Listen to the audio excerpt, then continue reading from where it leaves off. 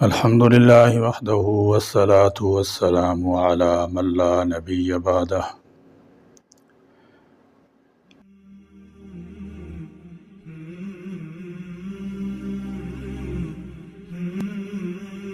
اسعد الناس بالشفاعة یوم القیامہ من قال لا الہ الا اللہ خالصا من قلبہ او نفسہ۔ نبی کریم صلی اللہ تعالی علیہ وسلم نے فرمایا، قیامت میں سب سے زیادہ فیض یاب میری شفاعت سے وہ شخص ہوگا جو سچے دل سے یا سچے جی سے لا الہ الا اللہ کہے گا۔ بعض خلاف عادت باتیں اللہ پاک اپنے رسولوں اور نبیوں کے ہاتھ سے ظاہر کرا دیتا ہے، جن کے کرنے سے دنیا کے لوگ عاجز ہوتے ہیں، تاکہ لوگ ان باتوں کو دیکھ کر اس نبی کی نبوت کو سمجھ لیں۔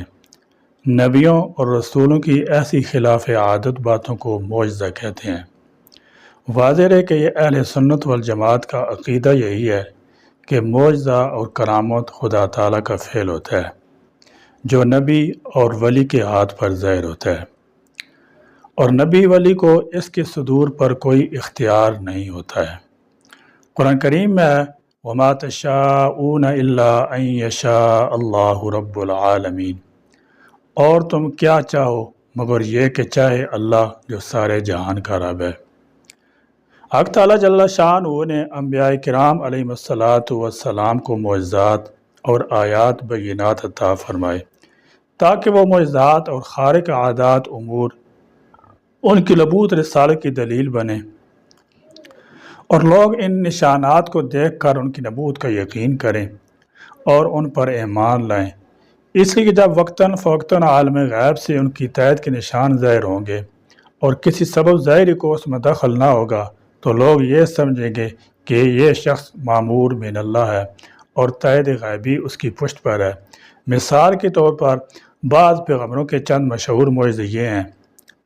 نمبر 1، حضرت موسیٰ علیہ السلام کا عصا لاٹھی سانپ کی شکل میں بن کر جادوگروں کی جادو کو سانپوں کو نگل گیا اور سب جادوگر عاجز ہو گئے اور ایمان لے آئے۔ نمبر 2، ید بیضاء یعنی حضرت موسیٰ علیہ السلام کا ہاتھ ایسے روشن کر دیا کہ اس کی چمک آفتاب کی روشنی پر غالب آ جاتی تھی۔ نمبر 3، حضرت موسیٰ علیہ السلام نے اللہ تعالیٰ کے حکم سے سمندر پر لاٹھی ماری جس سے 12 راستے بن گئے۔ حضرت موسیٰ علیہ السلام اور ان کے ہمراہی ان راستوں سے پار اتر گئے۔ فرعون اور اس کے ساتھی جب ان راستوں سے گزرنے لگے وہ سب دریا میں داخل ہو گئے تو سب پانی آپس میں مل گیا اور فرعون مع لشکر غرق ہو گیا۔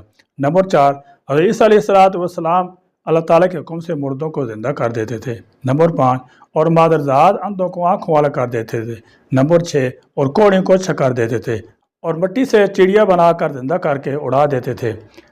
نمبر 8، حضرت داؤد علیہ السلام کے ہاتھ سے لوہا نرم ہو جاتا تھا اور اس سے زرہ وغیرہ بنا لیتے تھے۔ نمبر 9، حضرت داؤد علیہ السلام کو سریلی آواز سے پرندے جانور اور پانی وغیرہ ٹھہر جاتے تھے۔ اور بھی بہت سے معجزے ان پیغمبروں اور دوسرے پیغمبروں سے ظاہر ہوئے ہیں۔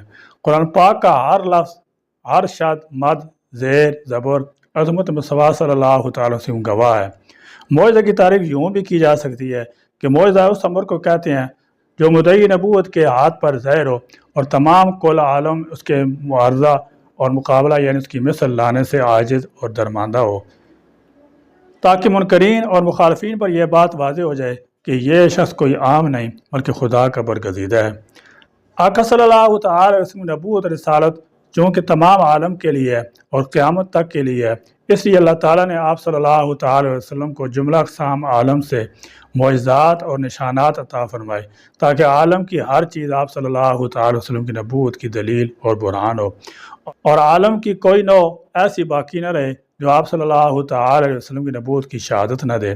چونکہ آقا صلی اللہ تعالی علیہ وسلم ساری کائنات کی رحمت للعالمین اور خاتم النبیین بن کر آئے، اس لیے آپ صلی اللہ تعالی علیہ وسلم کے معجزات بے شمار ہیں۔ ہمارے حضور پر نور صلی اللہ تعالی علیہ وسلم سے بکثرت بلکہ تمام انبیاء علیہ السلام سے زیادہ معجزے ظاہر ہوئے ہیں۔ چند مشہور معجزے یہ ہیں۔ نمبر 1، آپ کا سب سے بڑا اور تا قیامت زندہ معجزہ قرآن مجید ہے۔ دنیا کے بڑے بڑے عالم فاضل، عربی دان انتہائی کوشش کے باوجود اس کی چھوٹی سی چھوٹی صورت کی مانند نہ بنا سکے اور نہ قیامت تک بنا سکیں گے۔ نمبر 2، معراج شریف۔ حضور نبی کریم صلی اللہ تعالی علیہ وسلم اللہ تعالیٰ کے حکم سے رات کو جاگتے میں اپنے جسم مبارک کے ساتھ براق پر سوار ہو کر مکہ معظمہ سے بیت المقدس تک اور وہاں سے 7 آسمانوں اور سدرۃ المنتہا تک، پھر وہاں سے جہاں تک اللہ تعالیٰ کو منظور تھا تشریف لے گئے، اور آپ کو اللہ تعالیٰ کے قرب کا وہ مقام حاصل ہوا کہ آج تک کسی پیغمبر کو بھی حاصل نہیں ہوا اور نہ ہوگا۔ اس کی کیفیت کو نہ کوئی آج تک بیان کر سکا اور نہ آئندہ کبھی بیان کر سکے گا۔ اسی رات میں آپ کو جنت دوزخ کی سیر کرائی گئی۔ آپ صلی اللہ تعالی علیہ وسلم نے تمام ملکوت السماوات والارض کو دیکھا اور پھر اپنے مقام پر واپس آ گئے۔ یہ سب کچھ رات کے ایک ذرہ سے وقت میں ہوا، حتیٰ کہ آپ کا بستر ابھی گرم تھا اور مکان کی زنجیر ابھی تک ہل رہی تھی۔ اس سیر کو معراج کہتے ہیں، اور یہ معراج جسمانی تھی اور برحق تھی، اور اس میں شبہ کرنا اور نہ ماننا کفر ہے۔ اس معراج جسمانی سے پہلے غالباً 4 یا 5 مرتبہ خواب میں بھی معراجیں ہوئی تھیں۔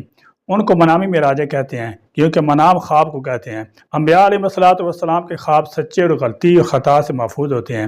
دیگر انبیاء علیہ السلام کو بھی اپنے اپنے مقام کے مطابق معراجیں ہوئیں، لیکن حضور نبی کریم صلی اللہ تعالی علیہ وسلم جسمانی معراج سب سے اعلیٰ اور افضل ہے۔